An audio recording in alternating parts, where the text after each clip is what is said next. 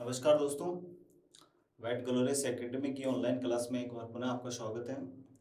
पिछली क्लास में हमने सर्जरी और सर्जरी के विभिन्न प्रकार और सर्जरी क्यों की जाती है इनके बारे में अपन ने चर्चा की थी। आज अपन देखेंगे विभिन्न तरह की सर्जरी के अंदर क्या प्रोसेस होती है। सर्जरी स्टार्ट करने से पहले अपन अपने आसपास के इन्वायरमेंट को, अपने जो सतह जो है, निर्जीव सतह हो चाहे एनिमल की जो सतह हो या सजीव सतह हो, अपने हाथ हो, इनको कैसे अपन माइक्रो ऑर्गेनिज्म से, जो जीवाणु विषाणु, इनसे अपन फ्री करें। तो ये प्रोसेस सर्जरी के लिए सबसे इम्पोर्टेंट प्रोसेस है ये, कि हमारे आसपास की वातावरण, हम जिस सतह के ऊपर या जहाँ पर अपन ऑपरेशन कर रहे हैं एनिमल का, वो सतह, इसके अलावा एनिमल की जिस सरफेस के ऊपर अपने ऑपरेशन करने जा रहे हैं वो सतह बिल्कुल माइक्रो ऑर्गेनिज्म से फ्री हो। अगर कोई भी अगर वहां पर माइक्रो ऑर्गेनिज्म प्रेजेंट होगा, माइक्रो ऑर्गेनिज्म से हमारा अर्थ है कि जीवाणु विषाणु फंगस और कोई भी माइक्रो सूक्ष्म जीवी जो उसमें अगर उपस्थित है सर्जरी के टाइम, तो अगर अपन कट सरफेस, अगर वहाँ पर अगर अपन चीरा लगाते हैं तो चीरा लगाने के बाद और ज़्यादा उसकी एंट्री जो है एनिमल के शरीर के अंदर आसान हो जाती है, तो वहाँ पर इन्फेक्शन हो सकता है। अगर अपन ऑपरेशन सक्सेसफुल कर भी दिया तो उसमें ऑपरेशन होने के बाद में उसमें पोस्ट ऑपरेटिव इन्फेक्शन होने के चांसेस बढ़ जाएंगे। तो अपने को एनिमल की जो सतह, हमारा आसपास का वातावरण और जो सर्जन जो ऑपरेशन कर रहा है उसका, उसके हैंड, उसके ग्लव सब बिल्कुल साफ सुथरे होने चाहिए। तो इन्हीं चीज़ों को लेकर के आज अपन चर्चा करेंगे। उसके लिए तीन हमारे इंपॉर्टेंट प्रोसेस होती हैं, जिसमें एक होती है स्टरिलाइजेशन,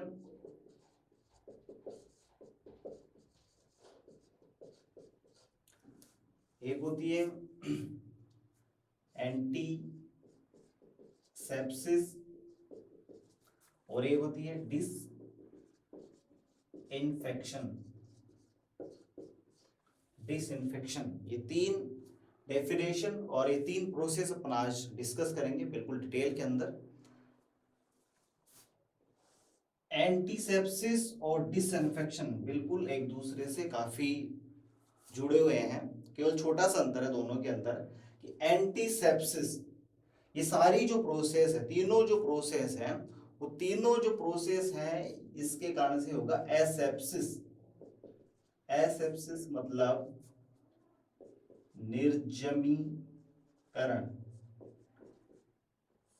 निर्जमीकरण, कोई भी सतह हो या आसपास की जो भी सतह है, ऑपरेशन अपन जहाँ पर कर रहे हैं, हमारे इंस्ट्रूमेंट हैं वो बिल्कुल साफ सुथरे होने चाहिए। तो ये तीनों प्रोसेस जो है उनको जनरली अपन जानते हैं एसेप्सिस की प्रोसेस। एसेप्सिस मतलब निर्जमीकरण करना उनका। तो एंटीसेप्सिस और डिसइंफेक्शन भी बिल्कुल एक दूसरे से रिलेटेड है।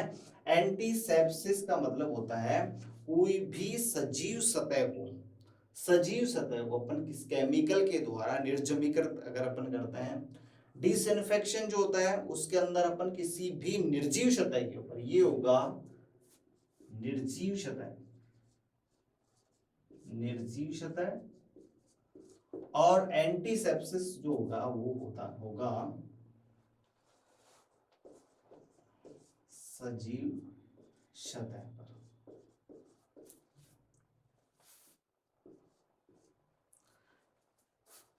एंटीसेप्सिस और डिसइंफेक्शन दोनों के अंदर अपन क्या करते हैं कि माइक्रो ऑर्गेनिज्म से अपन सतह को, माइक्रो ऑर्गेनिज्म के नंबर जो है वो अपन कम कर देते हैं। किसी भी सतह के ऊपर अगर माइक्रो ऑर्गेनिज्म प्रेजेंट है तो उनकी संख्या को, उनकी ग्रोथ को बिल्कुल रोक देगा। स्टरलाइजेशन के अंदर क्या होगा, स्टरलाइजेशन जो होता है बिल्कुल कंप्लीट रिमूवल, पूर्णतया निर्जमीकरण या निसंक्रमण। यहां शब्द है पूर्णतया। पूर्णतया शब्द बहुत इंपॉर्टेंट है यहाँ पर। पूर्णतया के अंदर अपन माइक्रो ऑर्गेनिज्म से फ्री, मतलब जो सूक्ष्म जीवी जो हैं वो खुद होंगे, और अगर उसके अंदर कुछ सूक्ष्म जीव जैसे बैक्टीरिया जो है, जीवाणु जो है, वो कई बार अपने चारों ओर एक आवरण बना लेते हैं और उस आवरण के कारण से अपने आप को बहुत ही विपरीत परिस्थितियां, अगर बहुत विपरीत परिस्थितियां हैं, उन परिस्थितियों से अपने आप को बचाने के लिए अपने चारों ओर एक आवरण बना लेते हैं, और उस आवरण बनाने के कारण से वो बिल्कुल किसी भी विपरीत परिस्थिति से अपने आप को प्रोटेक्ट कर लेते हैं, अपने आप को बचा लेते हैं। तो ऐसी जो संरचना जो बनती है उसको अपन बोलते हैं स्पोर।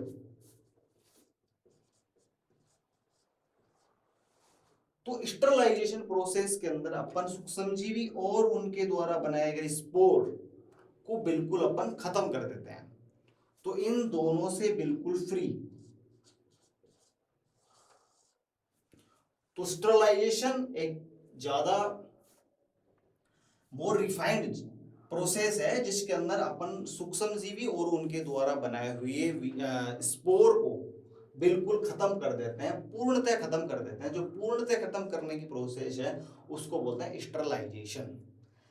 एंटीसेप्सिस और डिसइंफेक्शन ऐसी प्रोसेस है जिसमें अपन माइक्रो ऑर्गेनिज्म की संख्या को बिल्कुल कम कर देते हैं, लेकिन दोनों के अंदर बिल्कुल कंप्लीट अपन उनको नहीं हटा पाते हैं।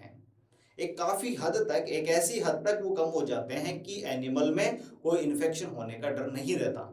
उस हद तक अपन माइक्रो ऑर्गेनिज्म की संख्या को अपन कम कर देते हैं, लेकिन बिल्कुल कंप्लीट अपन खत्म नहीं कर पाते हैं। और जो स्पोर जो होते हैं वो मर भी सकते हैं और नहीं भी मर सकते, स्पोर जीवित रह सकते हैं। ज्यादा चांसेस यही है कि जो स्पोर्स है उसके ऊपर काम नहीं कर पाते हैं। बैक्टीरिया के द्वारा बनाए हुए स्पोर जो है वो इनके द्वारा कार्य करने के बाद भी जीवित रह सकते हैं। तो ये इससे थोड़ा कम इफेक्टिव प्रोसेस है एंटीसेप्सिस और डिसइंफेक्शन। तो डिसइंफेक्शन और एंटीसेप्सिस में अंतर क्या है कि एंटीसेप्टिक जो है वो लेस टॉक्सिक होते हैं, कम विषैले होते हैं, इसलिए इनको अपन सजीव सतह के ऊपर अपन काम में ले सकते हैं। एनिमल की सरफेस के ऊपर अगर अपन सरफेस को अपन साफ कर सकते हैं, अगर कोई घाव होता है तो उस टाइम भी इसको साफ कर सकते हैं जिन केमिकल से। तो ये कम टॉक्सिक होते हैं, कम विषैले होते हैं,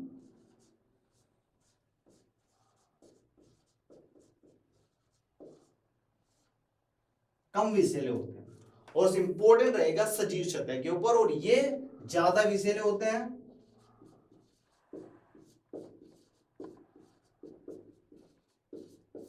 ज्यादा विषैले होने के कारण से अपन इनको सजीव सतह पर काम नहीं ले सकते। ये दोनों एंटीसेप्टिक और डिसइंफेक्शन जिसके अंदर आते हैं मुख्यतः केमिकल्स, रसायन आते हैं। तो अगर इन दोनों में वो एक ही रसायन एंटीसेप्सिस का काम भी कर सकता है और डिसइंफेक्शन का काम भी कर सकता है, लेकिन डिसइंफेक्शन के अंदर उस केमिकल में जो कंसंट्रेशन है, जो साल्ट है उसकी कंसंट्रेशन जो होती है वो डिसइंफेक्शन के अंदर ज्यादा होगी। तो ज्यादा होने के कारण से ज्यादा विषैले होते हैं और निर्जीव सतह पे, इसलिए अपन उनको काम में लेते हैं। जबकि एंटीसेप्सिस जो होते हैं वो कम सांद्रता के अंदर होते हैं और ये ज्यादा सांद्रता के अंदर होंगे। जो साल्ट जो होगा, मुख्य जो साल्ट होगा वो कम सांद्रता में होगा, और इसमें मुख्य जो साल्ट है वो ज्यादा सांद्रता के अंदर होगा। तो ये डिसइंफेक्शन, एंटीसेप्टिक और स्टरलाइजेशन, स्टरलाइजेशन के अंदर इन दोनों ही प्रोसेस में सूक्ष्म जीवियों की संख्या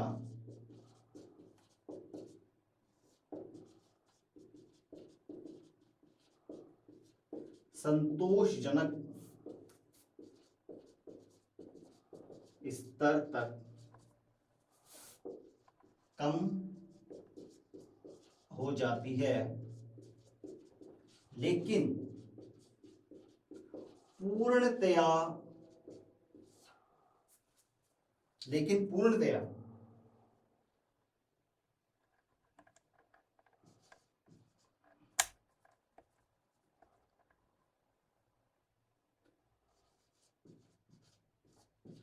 मुक्त नहीं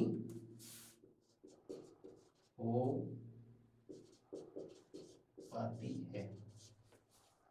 ये स्टरलाइजेशन और एंटीसेप्टिक और डिसइंफेक्शन में मुख्य अंतर क्या है कि स्टरलाइजेशन के अंदर माइक्रो ऑर्गेनिज्म बिल्कुल फ्री हो जाएंगे, सतह जो है वो बिल्कुल फ्री हो जाएगी स्टरलाइजेशन के अंदर। जबकि एंटीसेप्टिक और डिसइंफेक्शन के अंदर जो सतह है वो बिल्कुल फ्री नहीं हो पाएगी, उसमें कुछ ना कुछ बैक्टीरिया बच जाएंगे, लेकिन इस हद तक बच जाएंगे कि एनिमल के अंदर कोई प्रॉब्लम नहीं कर सके, कोई इन्फेक्शन नहीं कर सकते। तो दोनों में इनके अंदर मुख्यतः जो होता है वो रासायनिक पदार्थ होते हैं,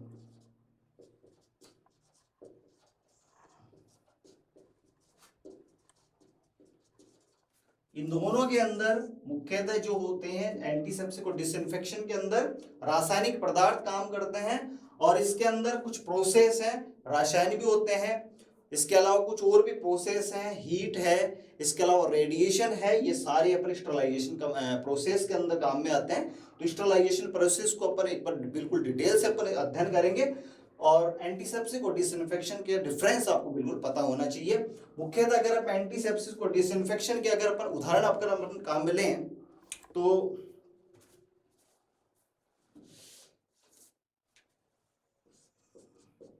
फॉर एग्जांपल आप डिटोल जो साबुन होता है, डिटोल हैंड वॉश भी होता है, वो अपन हाथों के ऊपर वॉश करते हैं, तो अपन लाइव सरफेस अपनी जीवित सरफेस है, तो डिटोल जो है एक एंटीसेप्सिस की तरह काम करता है। एंटीसेप्टिक की प्रोसेस है, और एंटीसेप्टिक जो है वो जो सब्सटेंस काम में ले रहे हैं वो क्या होगा, एंटीसेप्टिक, तो डिटोल जो है। जबकि डिसइंफेक्शन के अंदर मुख्यतः अपने आते हैं, डिसइंफेक्शन के अगर इसके ऊपर उदाहरण अपन काम में लें तो इसमें मुख्यतः अल्कोहल, इसके अलावा जो फिनोल आता है,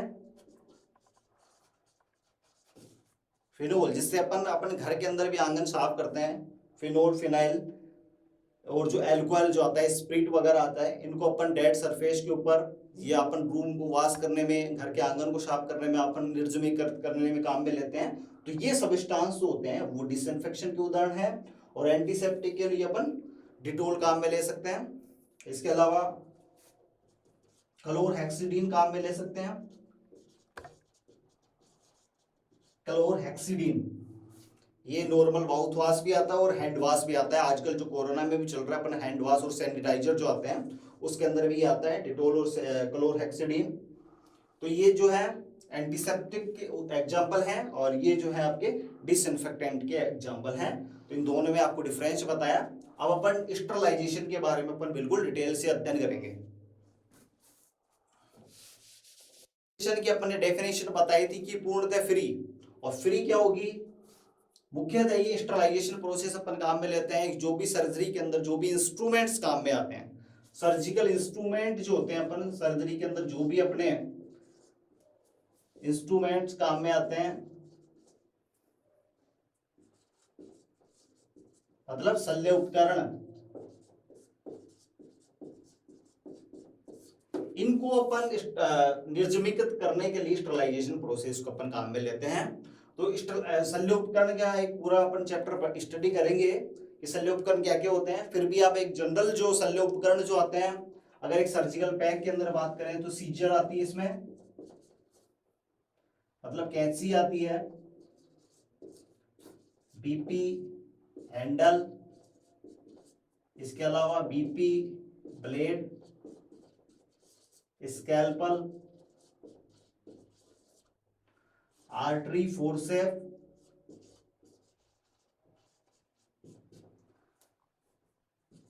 एलिस फोर्सेप,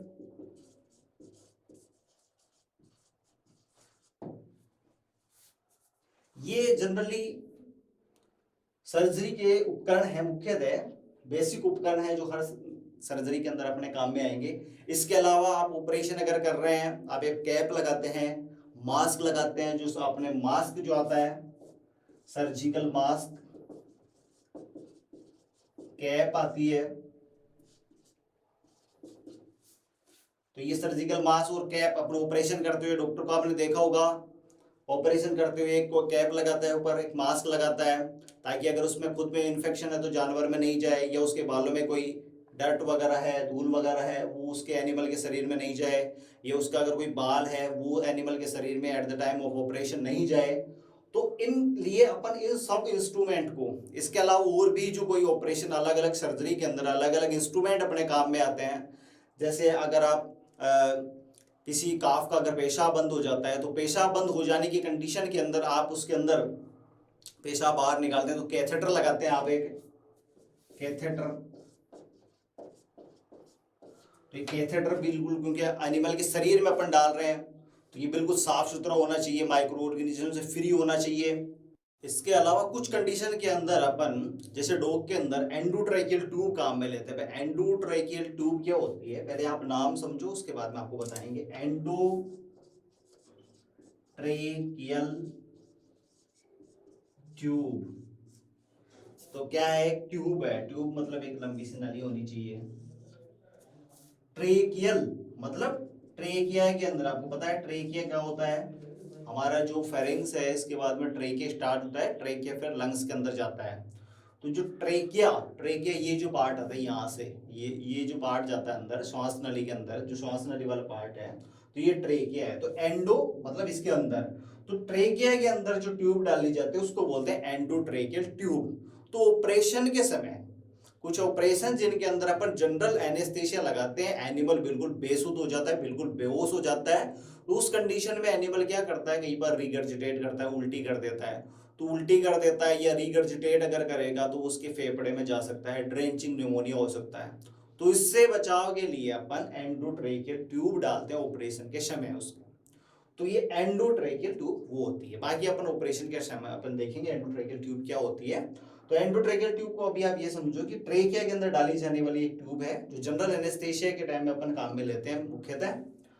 तो एंडोट्रेकियल ट्यूब, तो ये अपन बता रहे हैं आपको शल्य उपकरण, जनरल जो शल्य उपकरण जो हैं वो कौन कौन से होते हैं, फिर एक एक उन उपकरणों को अपन देखेंगे और इन उपकरणों को अपन ये देखेंगे कि इनको किस विधि से अपन स्टरलाइज कर सकते हैं। स्टरलाइजेशन की कई विधियां हैं, तो कुछ के लिए कोई विधि इंपॉर्टेंट है, कुछ के लिए कोई विधि इंपॉर्टेंट है। तो अपन पहले शल्य उपकरण अपन देखते हैं, कुछ बेसिक शल्य उपकरण। इसके अलावा आप ऑपरेशन के समय एनिमल के इंट्रावीनस इंजेक्शन अपन ड्रिप लगाते हैं, तो उसमें इंट्रावीनस जो ड्रिप जो आती है, वो इंट्रावीनस जो सेट आता है, इसको अपन किस तरह से स्टरलाइज करेंगे अपन। ये सारे कुछ इंस्ट्रूमेंट है, बेसिक इंस्ट्रूमेंट है। इसके अलावा कोई भी बीकर वगैरह जो है अपने पास में है, स्वाब जो है, बैंडेज आते हैं, स्वाब जिससे अपन साफ करते हैं, अपन घाव को साफ करते हैं जिस स्वाब से, जो कॉटन या उसका बना होता है, तो स्वाब आता है।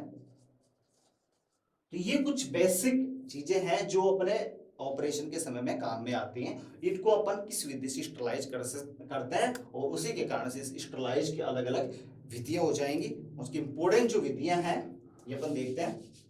मुख्य स्टरलाइजेशन अपन कर सकते हैं, या तो अपन कर सकते हैं ड्राई हीट से, ड्राई हीट से। ड्राई हीट के अंदर अपन क्या कर सकते हैं, एक तो ड्राई हीट मतलब जिसके अंदर कोई लिक्विड पोर्शन काम में नहीं है, तो ड्राई हीट। तो ड्राई हीट की भी दो विधियां हैं। एक तो अपन करते हैं डायरेक्ट फ्लेम, डायरेक्ट फ्लेम से, और एक कर सकते हैं अपन हॉट एयर ओवन से। ये आपको डायग्राम बना के दिखाते हैं अपन, डायरेक्ट फ्लेम और हॉट एयर ओवन।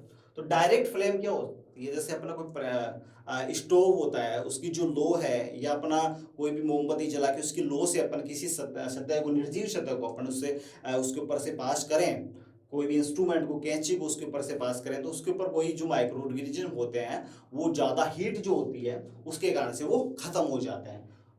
तो ये डायरेक्ट फ्लेम जो होती है, डायरेक्ट फ्लेम से के एग्जांपल अपन देखें, बर्नर से अपन कर सकते हैं, ये स्टोव से अपन कर सकते हैं। उनकी लो जो होती है, कि लो से,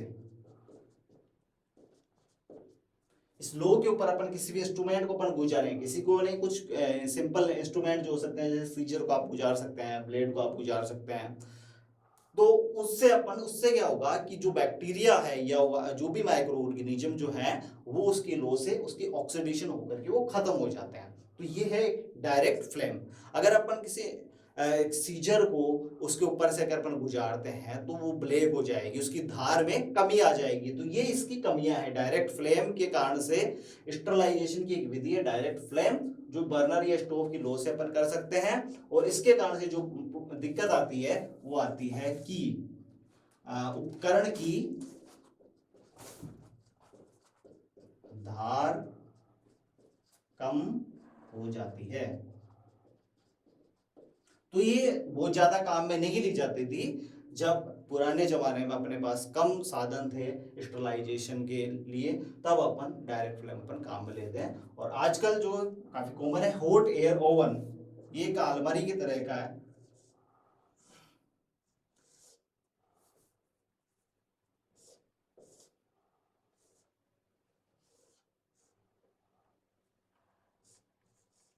इसके ऊपर यहाँ पर रीडिंग आती है, ये एक अलमारी की तरह का बक्सा टाइप का इंस्ट्रूमेंट होता है। इतना बड़ा जो आता है अलमारी टाइप का आता है, इसके अंदर जो है अपन विभिन्न टाइम और टेम्परेचर कॉम्बिनेशन बना सकते हैं, और उसी टाइम और टेम्परेचर कॉम्बिनेशन के अनुसार इसकी एफिकेसी होती है। कई तरह के अपन कॉम्बिनेशन काम में लेते हैं। मुख्य जो कॉम्बिनेशन इसमें काम में आते हैं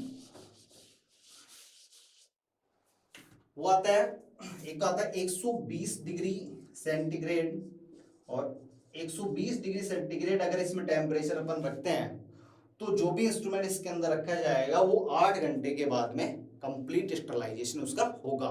अगर अपन टेम्परेचर अगर हम बढ़ा देते हैं तो टाइम जो है वो कम हो जाएगा। जैसे अगर 140 डिग्री सेंटीग्रेड आप टेम्परेचर रखेंगे तो आपको केवल 2.5 घंटे के अंदर स्टरलाइजेशन हो जाएगा, और अगर आप 160 डिग्री सेंटीग्रेड अगर टेम्परेचर रखेंगे तो आपको 1 आवर 1 घंटे के अंदर स्टरलाइजेशन आपको मिल जाएगा। 1 घंटे या 60 मिनट के अंदर आपको स्टरलाइजेशन मिल जाएगा। ये सबसे मोस्ट कॉमन कॉम्बिनेशन है जो मुख्यतः काम में लिया जाता है, 160 डिग्री सेंटीग्रेड 1 आवर तक। ये इंपॉर्टेंट आप याद रखेंगे।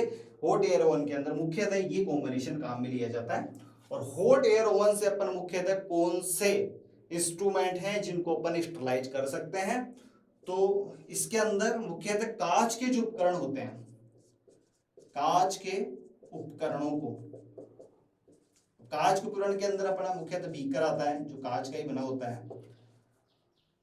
इसके अलावा स्टेनलेस स्टील के बर्तन के इंस्ट्रूमेंट्स होते हैं उनको भी कर सकते हैं अपन स्टेनलेस स्टील के।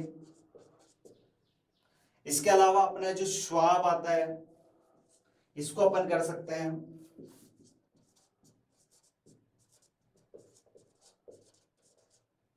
इसके अलावा अगर अपने पास कोई भी जो पाउडर वगैरह जो आता है अपन डालते हैं एनिमल की बॉडी के अंदर, कोई भी जैसे स्टरलाइज पाउडर अगर अपन डालते हैं, कोई भी जैसे बोरिक एसिड जो है आइस के अंदर डाला जाता है, या और कोई पाउडर अगर अपन डालने की आवश्यकता पड़ रही है एनिमल के, बेरियम सल्फेट जो है, ये मतलब बिल्कुल आपको निर्जमीकृत होने चाहिए। तो इनको अपन स्टरलाइज करने के लिए अपन हॉट एयर ओवन की सहायता लेते हैं। तो जो भी पाउडर्स वगैरह हैं या कोई ऑयल वगैरह हैं, अगर इनको अपन काम में लेते हैं, स्टरलाइज अपने को करना है, पाउडर और ऑयल को, स्वाब को, कांच के उपकरणों को, ये इंपॉर्टेंट रहेगा आपके, कांच के उपकरण और एक पाउडर और ऑयल, इनको अगर आपको स्टरलाइज करना है तो आप हॉट एयर ओवन के अंदर आप करेंगे, हॉट एयर ओवन के अंदर। और मुख्य जो कॉम्बिनेशन रहेगा कांच के उपकरणों के लिए वो ये रहेगा, 160 डिग्री सेंटीग्रेड 1 आवर तक आप करेंगे तो बिल्कुल स्टरलाइज हो जाएगा ये हॉट एयर ओवन। तो ये दो जो मेथड हैं ये आपकी हैं ड्राई हीट की। ड्राई हीट के अलावा आपके काम में आएगा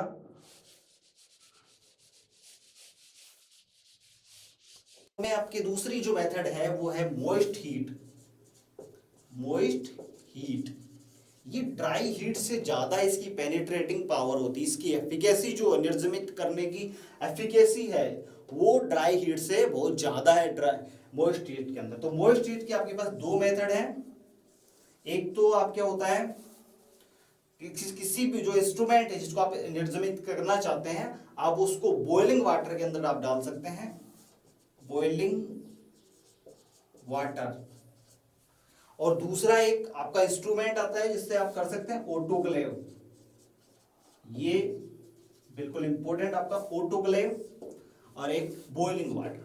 बॉइलिंग वाटर के अंदर आप देखते होंगे किसी भी हॉस्पिटल के अंदर आप जाते हैं तो जिसमें जो भी आपके निडल जो अपन काम में लेते हैं एक एनिमल से दूसरे एनिमल में, और पहले आदमियों के जो हॉस्पिटल के अंदर भी अपन जाते थे तो पहले जो निडल और जो सिरिंजें बिल्कुल निर्जमीकृत की जाती थी, स्टरलाइज की जाती थी, वो इस बॉइलिंग वाटर के अंदर ये उबलते हुए पानी के अंदर डाली जाती थी। कोई भी प्रेशर कुकर हो सकता है आपका, ये इलेक्ट्रिक इंस्ट्रूमेंट भी हो सकता है, इस तरह का आप देख सकते हैं हॉस्पिटल के अंदर आपको मिल जाएगा। ये इसके अंदर जो है ये रोड टाइप का होता है, इससे इसके अंदर पानी रहता है, और इसके अंदर आप जो है कोई भी आपकी इन्फेक्टेंट निडल आप इसके अंदर स्टरलाइज कर सकते हैं, सिरिंज को आप इसके स्टरलाइज कर सकते हैं। मुख्यतः निडल और सिरिंज जो है वो इस बॉइलिंग वाटर के अंदर डाल के इलेक्ट्रिक स्टरलाइजर है ये, जो मुख्यतः हॉस्पिटल्स के अंदर पहले काम में लिया जाता था, और अभी एनिमल के हॉस्पिटल में अभी भी ये बहुत अच्छा काम में लिया जा रहा है। इलेक्ट्रिकल है, ये लाइट से चलने वाला है स्टरलाइजर। मुख्यतः इससे जो निडल कि एक एनिमल से बीमारी एक के अपन काम में ली, इंजेक्शन लगाया, फिर उसी निडल को अपन दूसरे में काम में ले सकते हैं, लेकिन डायरेक्ट अपन काम में नहीं लेंगे। पहले उस निडल को इसके अंदर वॉश करेंगे, इसके अंदर रहने देंगे काफी देर तक, इसके बाद में आप उस निडल को दोबारा आप काम में ले सकते हैं। तो ये है इलेक्ट्रिक स्टरलाइजर। दूसरा सबसे इंपॉर्टेंट जो है वो आपका है ऑटोक्लेव। तो ऑटोक्लेव में क्या कॉम्बिनेशन होता है? बॉइलिंग वाटर के अंदर जो कॉम्बिनेशन था, एक आपको बताऊं, टेम्परेचर जो है लगभग इसके अंदर बॉइलिंग वाटर के अंदर लगभग 100 डिग्री सेंटीग्रेड टेम्परेचर होता है, और वो लगभग 10 से आप 15 मिनट तक आप इसमें रख देते हैं, तो आपका इंस्ट्रूमेंट जो है बिल्कुल निर्जमीकृत हो जाता है। 100 डिग्री सेंटीग्रेड और 10 से 15 मिनट, ये कॉम्बिनेशन इस बॉइलिंग वाटर के अंदर अपन काम में लेते हैं, 100 डिग्री सेंटीग्रेड और 10 से 15 मिनट के लिए। इसके बाद आता अपना सबसे इंपॉर्टेंट आता है ऑटोक्लेव। ऑटोक्लेव के अंदर टेम्परेचर, ये इसमें क्या होता है कि प्रेशर से, टेम्परेचर भी होता है और प्रेशर भी होता है, तो जो भाप बनती है इसके अंदर, भाप बनती है, स्टीम जो होती है, स्टीम से भाप, तो भाप की जो पेनिट्रेटिंग पावर है वो बहुत ज्यादा होती है, तो इसके कारण से इसकी जो एफिकेसी है वो सबसे अच्छी एफिकेसी है ऑटोक्लेव की। ऑटोक्लेव से जो सर्जिकल जो पैक जो होता है, अब सर्जरी के अंदर ये सारे जो इंस्ट्रूमेंट होते हैं वो एक कपड़े के अंदर पैक रहते हैं, और उस कपड़े उस पैक को अपन सर्जिकल पैक बोलते हैं। तो वो जो पैक होता है वो इस ऑटोक्लेव के द्वारा स्टरलाइज किया जाता है, इसके अंदर रख दिया जाता है, और इसके अंदर जो टेम्परेचर, टाइम और इसका जो प्रेशर जो होता है उसका जो कॉम्बिनेशन है वो आपके एग्जाम की दृष्टि से बहुत इंपॉर्टेंट है। इसके अंदर आप जो सर्जिकल पैक अगर आप रखते हैं तो उसको आप कितनी देर तक कितने टेम्परेचर पर रखते हैं, तो इसके अंदर जो टेम्परेचर जो मुख्यतः रहता है 121 डिग्री सेंटीग्रेड टेम्परेचर रहता है इसके अंदर, और इसमें जो प्रेशर जो रहता है वो 15 पाउंड प्रेशर रहता है, 15 पाउंड प्रेशर रहता है, और उसको अपन 15 से 20 मिनट तक अपन इसमें रखते हैं। तो ये जो कॉम्बिनेशन है, कुछ बुक्स के अंदर 30 मिनट भी लिखा हुआ है जो बिल्कुल करेक्ट नहीं है। 15 से 20 मिनट जो है मोर एक्यूरेट आंसर आपका रहेगा। 121 डिग्री सेंटीग्रेड, 15 पाउंड प्रेशर, 15 से 20 मिनट का जो कॉम्बिनेशन है वो ऑटोक्लेव के अंदर रहता है, और इससे जो मुख्यतः अपन करते हैं सर्जिकल पैक जो आता है, उस पैक के अंदर आपके सारे इंस्ट्रूमेंट, ये सारे scissor, BP handle, blade, scalpel, scissor, forcep, ये सारा जो आता है इसके अंदर वो सारा। इसके अलावा इसके अंदर जो सिल्क जो आपका धागा आता है, सिल्क वाला, इसको भी आप इससे ऑटोक्लेव से आप इसको स्टरलाइज कर सकते हैं। तो ऑटोक्लेव की आपको एक स्ट्रक्चर दिखा है। इसके अंदर जो है ये दो तरह के होते हैं, एक हॉरिजॉन्टल होता है, एक वर्टिकल होता है। वैसे आपको जनरल पता होना चाहिए, बाकी एग्जाम पॉइंट ऑफ व्यू से कोई इंपॉर्टेंट नहीं है। ये टेम्परेचर टाइम कॉम्बिनेशन इसका क्या है, इसके अलावा इससे किस इंस्ट्रूमेंट को स्टरलाइज किया जाता है वो आपको पता होना चाहिए। मुख्यतः सर्जिकल पैक जो आता है आपका, वो सर्जिकल पैक के अंदर सारे इंस्ट्रूमेंट आते हैं। इसके अलावा जो सिल्क जो धागा आता है ऑपरेशन का, इसके अलावा जो आपकी बैंडेज जो आती है वो भी इसके अंदर ही रख सकते हैं आप उस पैक के अंदर। तो इन सबको आप ऑटोक्लेव मेथड से आप स्टरलाइज कर सकते हैं। तो ये आपको पता होना चाहिए ऑटोक्लेव का कॉम्बिनेशन जो है, टेम्परेचर टाइम कॉम्बिनेशन। और दो तरह के ऑटोक्लेव आपके पास आते हैं, एक हॉरिजॉन्टल होता है और एक होता है वर्टिकल। ये कोई ज्यादा खास इंपॉर्टेंट नहीं है, बट इसका जो कॉम्बिनेशन है और किसको अपन स्टरलाइज करते हैं ये आपको पता होना चाहिए ऑटोक्लेव। फिर तीसरी जो मेथड है अपने स्टरलाइज करने की, स्टरलाइज करने की जो आपके पास तीसरी जो मेथड है वो है केमिकल्स या रसायन। तो कुछ रसायन होते हैं, अगर आपके पास ऑटोक्लेव नहीं है, हीट नहीं है, तो आप कुछ केमिकल्स होते हैं आपके पास में, उनके अंदर आप अपने इंस्ट्रूमेंट को डाल करके आप उनको स्टरलाइज कर सकते हैं। तो कुछ केमिकल्स के अंदर जो मुख्यतः क्या केमिकल्स आते हैं, इसमें मुख्य जो केमिकल आता है वो 70% एथिल अल्कोहल, एथिल अल्कोहल आता है 70%, ये कंसंट्रेशन इसकी बहुत याद रख लेना। इसके अलावा 90% आइसोप्रोपिल अल्कोहल, ये दो मुख्यतः काम में लिए जाते हैं केमिकल मेथड से। और केमिकल मेथड के अंदर आप हीट काम में नहीं लिए जाए तो एक तो हीट गर्म, और ये रसायन है तो ये गर्म नहीं है, मतलब ये ठंडा है। तो रसायन से स्टरलाइजेशन करने को अपन कोल्ड स्टरलाइजेशन भी कहते हैं, कोल्ड स्टरलाइजेशन। ये आप याद रखेंगे, एग्जाम पॉइंट से भी इंपॉर्टेंट है कोल्ड स्टरलाइजेशन। तो केमिकल, एक तो अपने दोनों मेथड पढ़ी, ड्राई हीट मेथड पढ़ी आपने, एक मॉइस्ट हीट पढ़ी। तो दोनों में गर्म तरीके से अपन उनको माइक्रो ऑर्गेनिज्म को अपन खत्म करते हैं, लेकिन इसमें गर्म नहीं है तो ये ठंडा है, तो इसको बोलते हैं कोल्ड स्टरलाइजेशन। तो केमिकल से अपन निर्जमीकृत करने की विधि को अपन कोल्ड स्टरलाइजेशन कहते हैं। और इसमें मुख्यतः 70% ethyl alcohol, 90% iso propyl alcohol, इसके अलावा 2% ग्लूटेरल्डिहाइड आप काम में ले सकते हैं इसमें। इसके अलावा 1 से 2% फॉर्मल्डिहाइड आप काम में ले सकते हैं। तो ये कुछ इंपॉर्टेंट केमिकल्स हैं जिनसे आप इंस्ट्रूमेंट को स्टरलाइज कर सकते हैं। और स्टरलाइज करने के लिए ऐसा नहीं कि आपने उनको डाला और निकाला वो स्टरलाइज हो गया, नहीं, कम से कम आपको इस रसायन के अंदर आपका जो इंस्ट्रूमेंट है, आप जिसको स्टरलाइज करना चाहते हैं, आप उसको कम से कम इसके अंदर 2 घंटे तक आप इसको रखेंगे। अब अलग अलग केमिकल की जो पावर है वो अलग अलग होती है, पेनिट्रेटिंग पावर है, इनको माइक्रो ऑर्गेनिज्म को खत्म करने की जो पावर है वो अलग अलग है। उस हिसाब से जिसकी ज्यादा पावर होती है उसमें टाइम कम लगेगा, और जिसकी कम होती है उसमें टाइम ज्यादा लगेगा। तो मिनिमम जो है आपको इसमें मिनिमम टाइम जो है वो 2 घंटे तक आपको रखना पड़ेगा इसमें, और मैक्सिमम जो टाइम है वो इसमें आपको 24 घंटे तक आपको इसमें रखना होगा। तो अगर रेंज आए तो 2 घंटे से लेकर के 24 घंटे तक आप अपने इंस्ट्रूमेंट को इस रसायन में अगर रखते हैं तो वो पूर्णतः स्टरलाइज होगा, निर्जमीकृत होगा। तो ये तीसरी विधि है, रासायनिक विधि है। इसके अलावा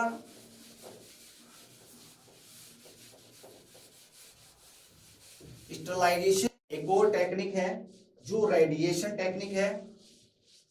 हाँ, इस रसायन के अंदर ये गैसियस रासायनिक विधि जो है इसमें एक गैस भी काम में ली जाती है, गैसीय स्टरलाइजेशन। ये भी बहुत इंपॉर्टेंट है, कौन सी गैस जो है वो काम में आती है स्टरलाइजेशन की, कौन सी गैस।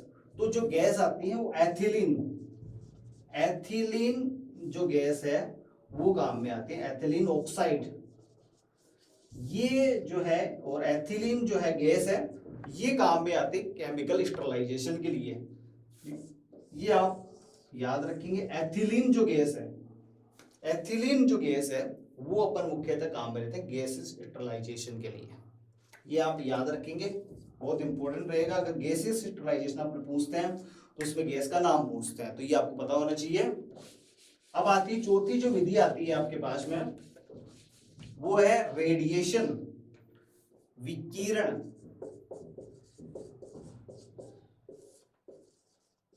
विकिरण द्वारा या रेडिएशन द्वारा। तो कुछ विकिरणों द्वारा भी अपन स्टरलाइज कर सकते हैं, विकिरणों के अंदर पेनिट्रेटिंग पावर होती है तो उसको भी अपन काम में ले सकते हैं, विकिरण को भी। तो विकिरण के अंदर मुख्यतः अपने पास 2 तरह की विकिरण आती है, एक तो आती है आयोनाइजिंग, आयनीकरण करने वाली, या आयोनाइज्ड रेडिएशन। ऐसी रेडिएशन जो आयोनाइजेशन करते हैं, आयोनाइजेशन क्या होती है, ऐसी जो रेडिएशन अगर आई और आपका जो कोई भी सरफेस है उसके अंदर सरफेस जो होती है वो सारी मॉलिक्यूल से मिलके बनी होती है, तो अगर इस मॉलिक्यूल से अगर इलेक्ट्रॉन को अगर बाहर निकाल देती हैं तो ये आयनीकरण है। अगर किसी भी इलेक्ट्रॉन को अगर बाहर निकाल देते हैं टकरा करके और इलेक्ट्रॉन को बाहर निकाल देते हैं, तो ऐसी जो रेडिएशन होती है उसको अपन आयोनाइज्ड रेडिएशन बोलते हैं। आयोनाइज्ड रेडिएशन के मुख्यतः उदाहरण जो हैं वो हैं जैसे एक्स रेज, इसके अलावा अल्फा रेज, बीटा रेज। ये जो रेज हैं एक्सरे, जो एक्सरे करते हैं अपन उसमें काम में आते हैं एक्सरेज। तो ये सभी क्या है, आयोनाइजेशन रेडिएशन है, जिनकी पेनिट्रेटिंग पावर ज्यादा होती है, लेकिन ये क्या है कि कुछ हार्मफुल होती है, हानिकारक प्रभाव आते हैं। तो इसलिए इनको किसी सजीव के ऊपर अपन ज्यादा काम में नहीं ले सकते। किसी सजीव सतह के ऊपर को निर्जमीकृत करने के लिए आयोनाइजेशन रेडिएशन को काम में नहीं लेते। निर्जीव सतह के लिए अपन इनको काम में ले सकते हैं। अल्फा रेज को, बीटा रेज को, गामा रेज को, इनको अपन काम में ले सकते हैं। किस पर? निर्जीव सतह के ऊपर, मुख्यतः निर्जीव सतह के ऊपर अपन इनको काम में लेते हैं। और सजीव सतह के ऊपर अगर अपन काम में लेते हैं तो एक तो आयोनाइजेशन रेडिएशन हो गई और एक दूसरी हो गई अनआयोनाइज्ड रेडिएशन। मतलब ऐसी विकिरण जो आयोनाइजेशन नहीं करती हैं, उनके अंदर मुख्यतः अपनी आती है अल्ट्रावायलेट रेज। ये बहुत इंपॉर्टेंट है। आपका जो ऑपरेशन थिएटर जो होता है, जिस कमरे के अंदर अपन ऑपरेशन करते हैं, उस कमरे को अपन स्टरलाइज करने के लिए अपन काम में लेते हैं अल्ट्रावायलेट रेज। ये बहुत इंपॉर्टेंट है। ऑपरेशन थिएटर जो होता है आपका, ऑपरेशन रूम या थिएटर, ऑपरेशन रूम को स्टरलाइज करने के लिए अपन काम में लेते हैं अल्ट्रावायलेट रेज। बहुत इंपॉर्टेंट है ये। तो ये आयोनाइजेशन बहुत साइड इफेक्ट नहीं आते हैं, इसी सरफेस के ऊपर भी आप काम में ले सकते हैं, और आपको ऑपरेशन थिएटर जो है उसको स्टरलाइज करने के लिए भी आप काम में ले सकते हैं। तो ये स्टरलाइजेशन की आपकी 4 मेथड हो गई। इसके अलावा आपको डिसइंफेक्शन और एंटीसेप्टिक के बारे में आपको बताया। ये आपका एक पूरा चैप्टर आज आपका कंप्लीट होता है स्टरलाइजेशन का। धन्यवाद।